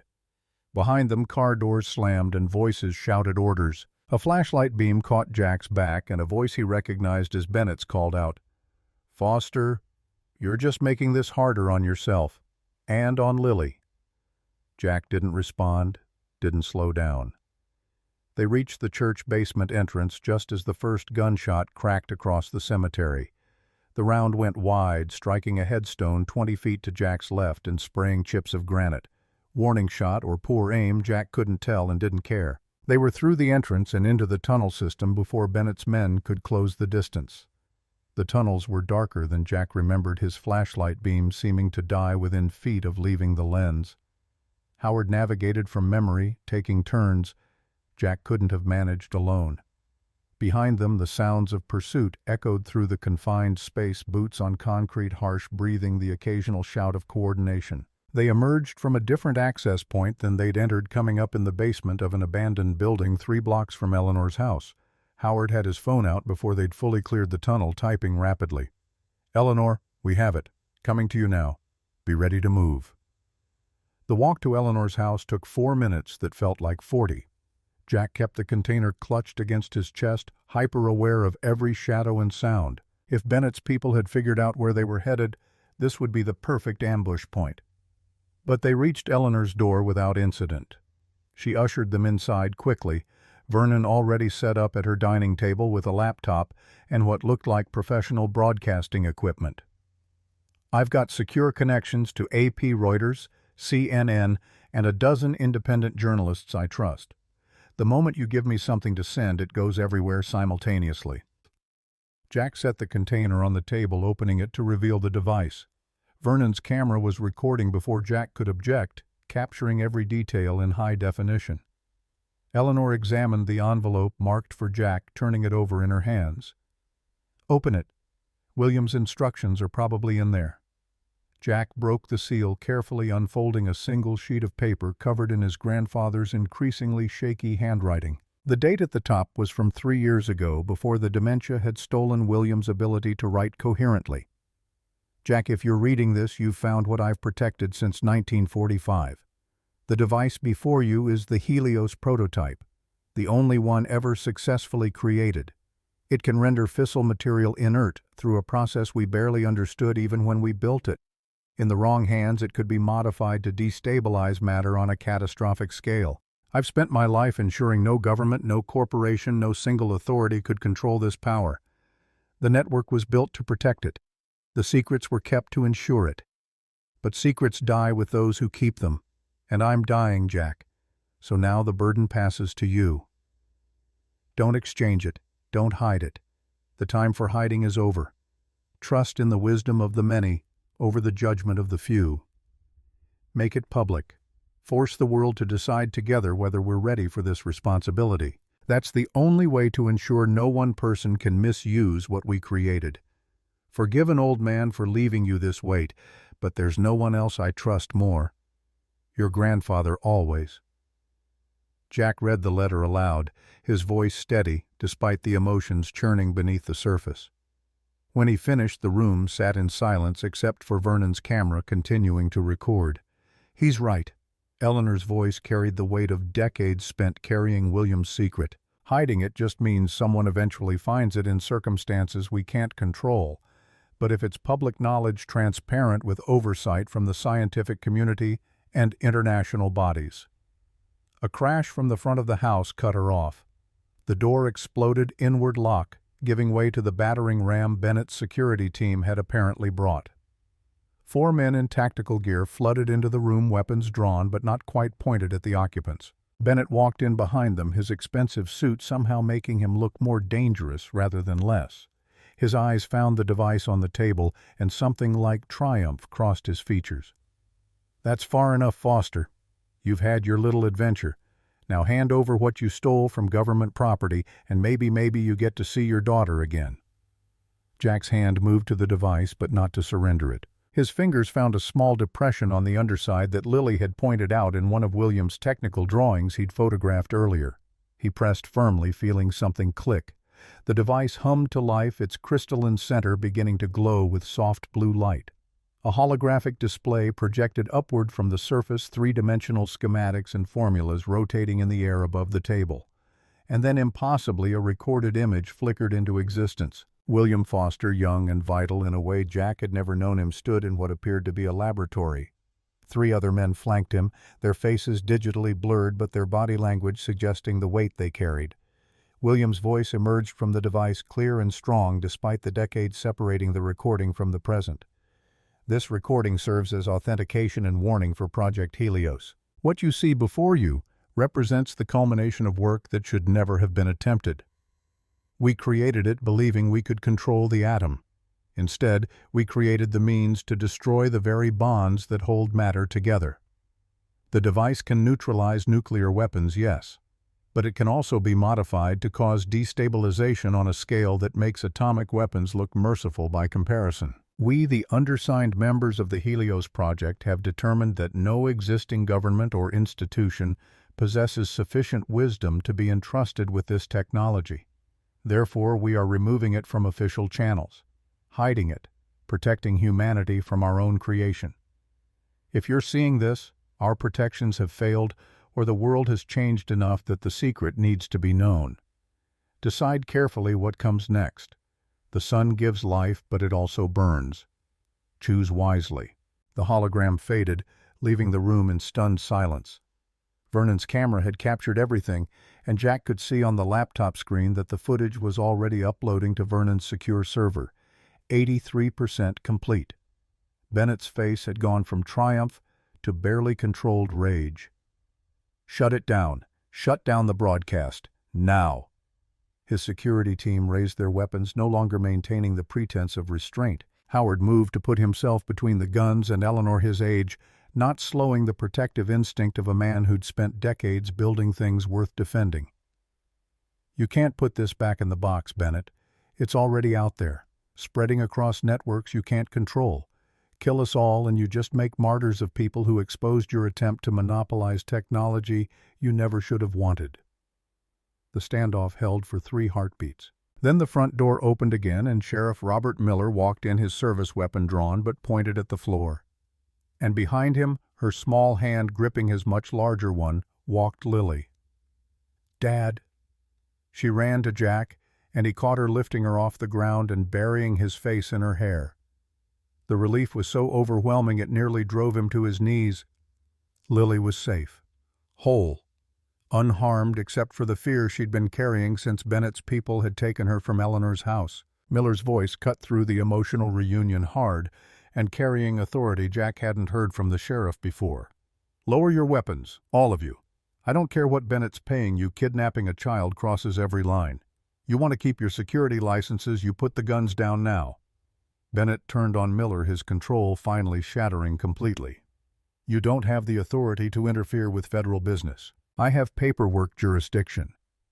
You have forged documents and a history of intimidation I've been documenting for 3 years. Miller pulled a folder from his jacket, tossing it onto the table beside the Helios device. "Falsified permits, intimidation of witnesses, bribing local officials. I've watched you corrupt this town long enough.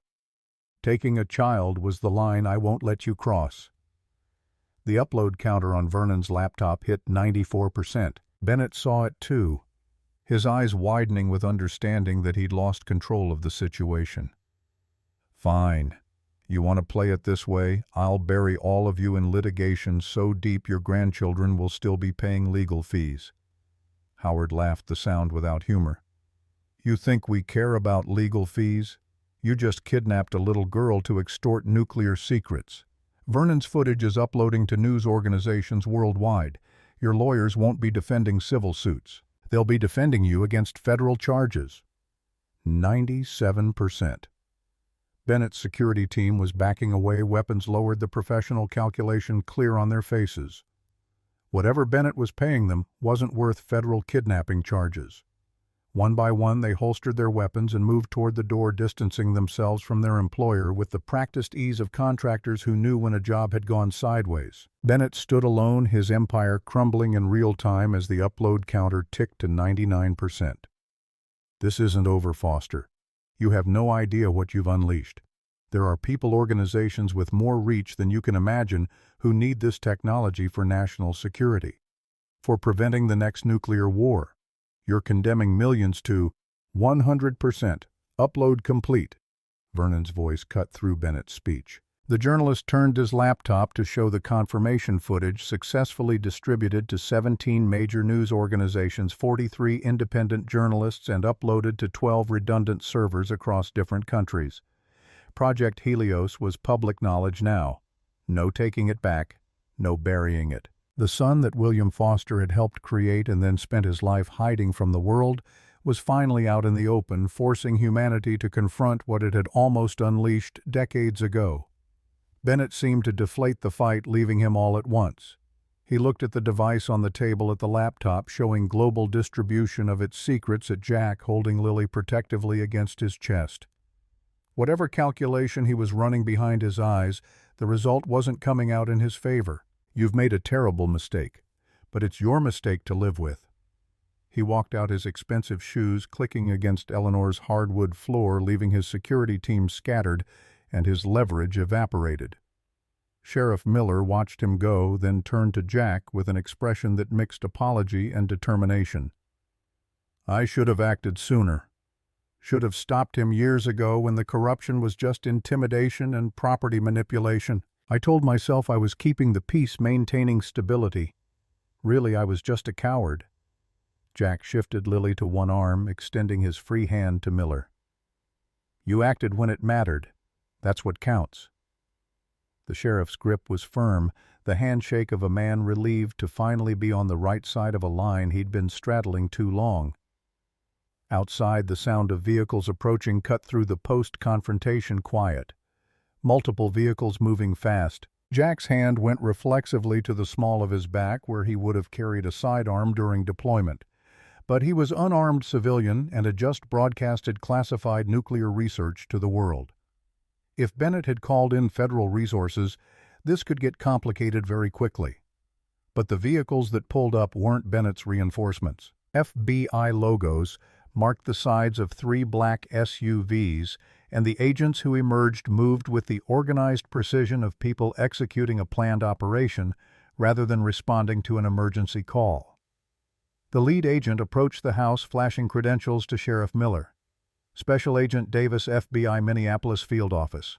We received a call approximately 2 hours ago from Eleanor Wright regarding potential kidnapping and extortion involving classified government materials. We've been monitoring the situation and are prepared to take custody of Maxwell Bennett for questioning. Eleanor's eyes met Jack's across the room, a ghost of a smile on her lips. She'd been planning this, setting the pieces in motion even before the confrontation had escalated, making sure that when the moment came, legitimate authority would be present to prevent Bennett from disappearing into the protection of his money and connections. Agent Davis took statements from everyone present, his team working with efficiency that suggested this wasn't their first encounter with Bennett's activities. Jack learned that the FBI had been building a case against Bennett's defense, contracting fraud for 18 months, waiting for enough evidence to overcome the man's political connections and expensive legal team. The Helios device sat on Eleanor's table, drawing periodic glances from the FBI agents, but no immediate attempts to seize it. Finally, Davis approached Jack directly. Mr. Foster, I need to inform you that the device in your possession may be classified government property. However, given that documentation of its existence and function is now publicly distributed, he gestured to Vernon's laptop, the usual protocols for seizure and classification don't quite apply. Jack kept his expression neutral, waiting for the other shoe to drop. I've been authorized to propose a solution. The device will be transferred to the Smithsonian Institution for Historical Preservation and Study. A panel of independent scientists and ethicists will be convened to provide oversight. Any research conducted will be transparent and subject to international review. The technology will not be weaponized or reproduced. In exchange, you and your family receive immunity from any potential charges related to handling classified materials. It was more than Jack had hoped for, less than he might have demanded if he'd had stronger leverage. The device would be preserved, studied, but controlled by institutions with at least some accountability to public interest rather than military or corporate profit motives. I accept. On one condition, my grandfather's name is cleared in all official records. William Foster wasn't a thief or a traitor. He was a man trying to prevent catastrophe the only way he knew how. Davis nodded slowly. I can't promise immediate official exoneration, but the documentation you've released makes a compelling case. History will judge your grandfather kindly, Mr. Foster. That's the best I can offer. Jack looked at the device, at the sun symbol that had marked his grandfather's secret mission for 80 years, and made his decision. Then we have a deal. The FBI took custody of the Helios device with the kind of careful handling usually reserved for unexploded ordnance, which Jack reflected wasn't entirely inaccurate. They also took Maxwell Bennett into custody, his protests about jurisdiction and legal representation fading as he was guided into the back of an FBI vehicle. Sheriff Miller stayed behind after the federal agents departed, looking older and more tired than Jack had seen him. I'll be submitting my resignation tomorrow. Town deserves better than a sheriff who looked the other way for so long. Eleanor shook her head firmly. The town deserves a sheriff who learned from his mistakes and proved he could do the right thing when it truly mattered. Stay, Robert. Do the job you should have been doing all along.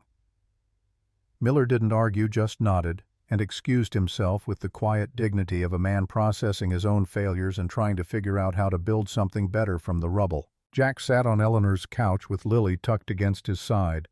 Her small body finally relaxed now that the danger had passed. Vernon was on his phone fielding calls from editors and producers, his earlier excitement tempered by the professional satisfaction of a journalist who'd finally broken the story that had been haunting him for years. Howard appeared with tea that Eleanor had somehow found time to brew in the middle of everything. The older man settled into a chair across from Jack, his weathered hands wrapped around his cup. Your grandfather would be proud, terrified probably at how it all played out, but proud. You took his burden and turned it into something that might actually make the world safer. Jack wanted to believe that. Wanted to think that exposing Project Helios would lead to greater transparency, better oversight of nuclear technology, maybe even progress toward actually reducing the weapons that had haunted humanity since William had helped create them. But he'd seen too much of how the world worked to be that optimistic. Or I just gave every government and terrorist organization on the planet a roadmap to developing something even worse. Eleanor sat beside him, her hand resting gently on his shoulder. Perhaps. That's the risk William knew you'd have to take. But secrecy creates the illusion of control while actually guaranteeing eventual catastrophic failure.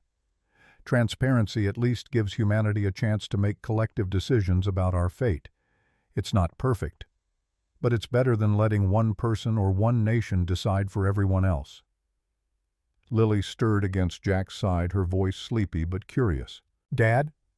Is it over now? Can we stay in Oak Ridge? The question carried so much more weight than its simple words suggested. Could they stay? Build the life Lily had dreamed about with the bookstore and the stability and the chance to finally put down roots? Or had Jack's choices tonight made them targets, marked them for attention from people and organizations who wouldn't accept the public disclosure of Project Helios as easily as the FBI had? Yeah, kiddo, we can stay. We're going to fix up the store just like you planned. Bookstore in the front, our place in the back. Duke gets his corner by the door. Lily's smile in the dim light of Eleanor's living room was worth every risk Jack had taken, every danger he'd faced. This was what he'd been fighting for all along, not secrets or legacy or even justice. Just the chance to give his daughter a childhood that included more than loss and constant change. 1 month later, Jack stood in the doorway of what had been Oak Ridge General Store and was now Foster Family Books. The renovation had eaten through every dollar of his savings, plus a small business loan that Sheriff Miller had helped him secure from a bank that had suddenly become much more cooperative after Maxwell Bennett's arrest. The transformation was remarkable. The front section that had been empty shelves and accumulated dust now held floor-to-ceiling bookcases organized by genre and age group.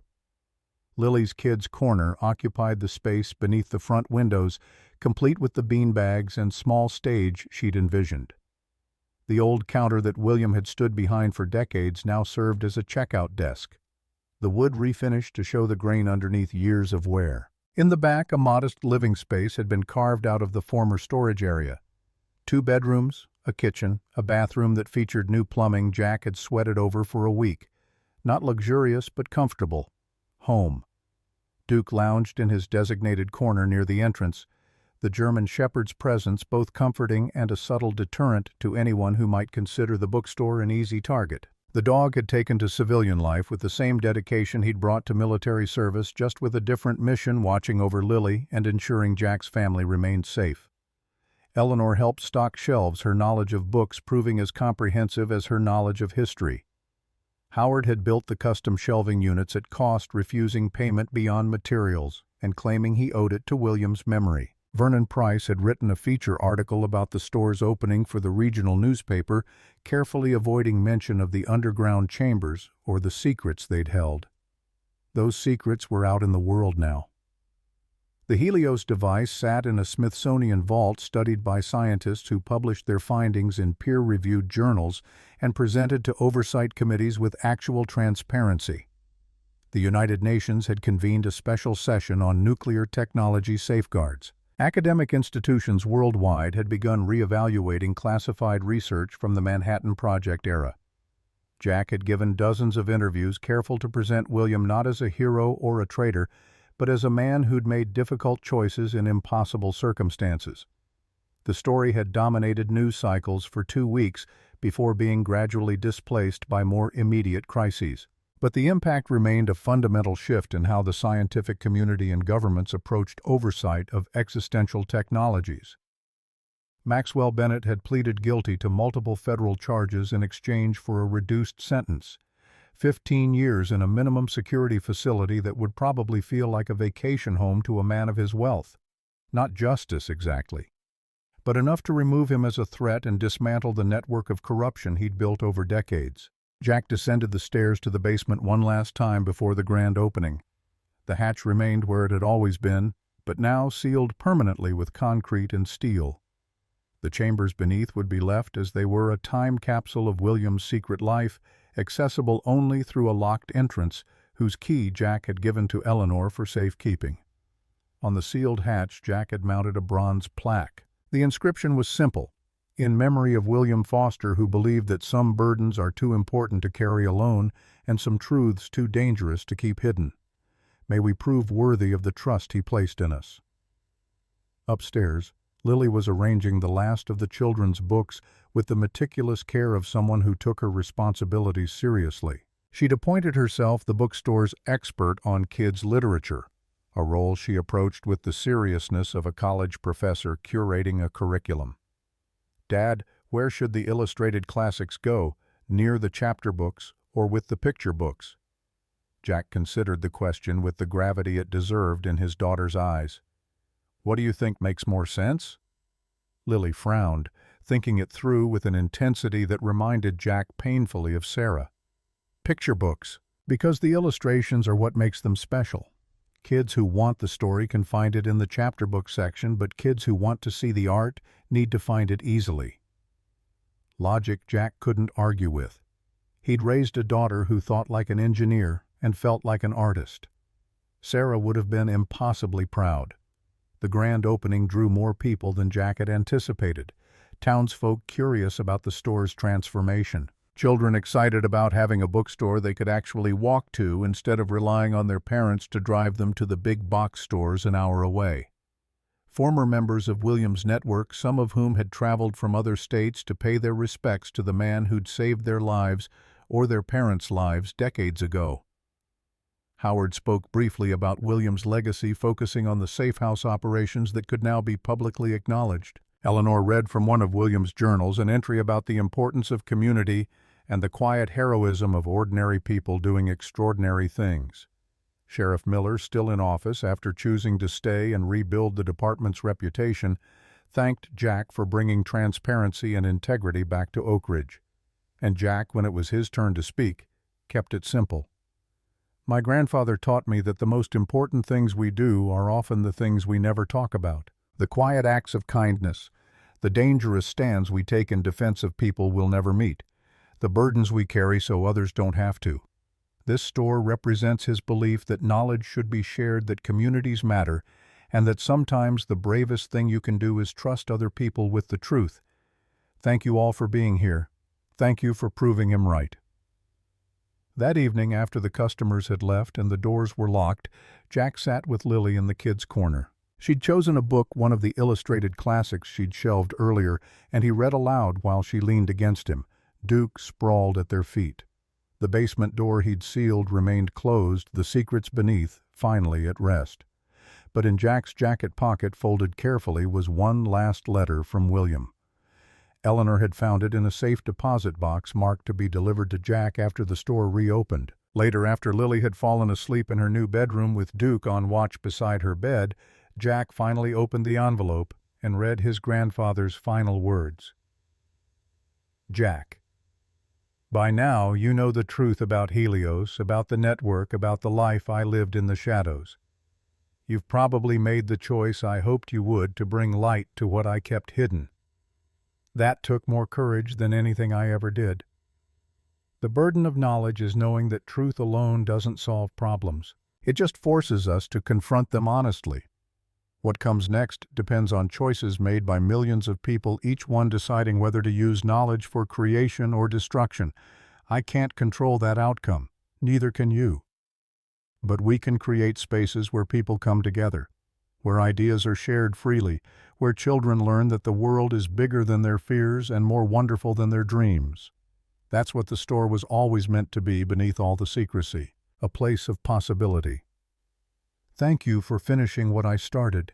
Thank you for proving that my faith in you wasn't misplaced. Now stop reading old letters and go live your life. Lily needs a father who's present, not one haunted by ghosts. Love always, William. Jack folded the letter and placed it in the desk drawer alongside the other important papers, business license, insurance documents, the deed to the store that was now legally his. Tomorrow would bring new challenges, new customers, the daily work of running a business and raising a daughter and being part of a community that had accepted them despite everything.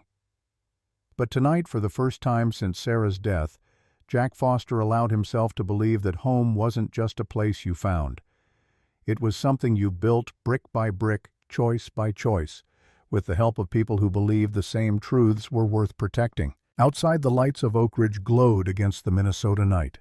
Inside, Foster family books surrounded by stories waiting to be discovered and legacies waiting to be honored. Jack felt the weight of his grandfather's mission finally settle into something he could carry. Not a burden anymore. Just a reminder that some responsibilities are worth accepting, some secrets are worth revealing, and some truths once shared can never be buried again. The sun that gives life, William had warned, can also destroy. But it was the living Jack thought who decided which power to embrace. And for the first time in 4 years, he chose to believe humanity might just be capable of making the right choice.